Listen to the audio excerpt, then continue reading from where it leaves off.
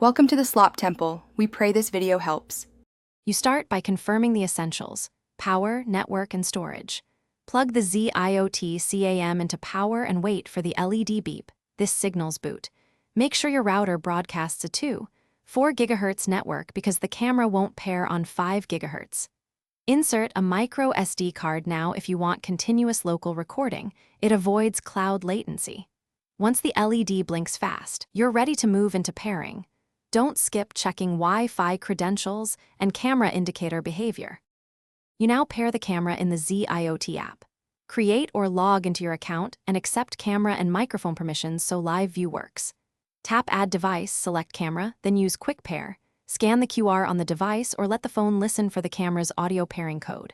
Type your 4 GHz SSID and password exactly, case matters. Once the app displays connected, verify live video and set resolution. If motion detection settings appear, configure sensitivity to reduce false alerts.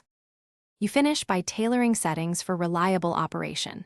Set motion zones and notification schedules so you get alerts only where needed. This conserves battery and reduces false positives. Enable firmware auto updates and change the default admin password for security. If live view or alerts fail, try a router reboot first, reposition the camera closer to the AP, and check 4 GHz signal strength. If pairing still fails, perform a factory reset by holding the reset button for 10 seconds.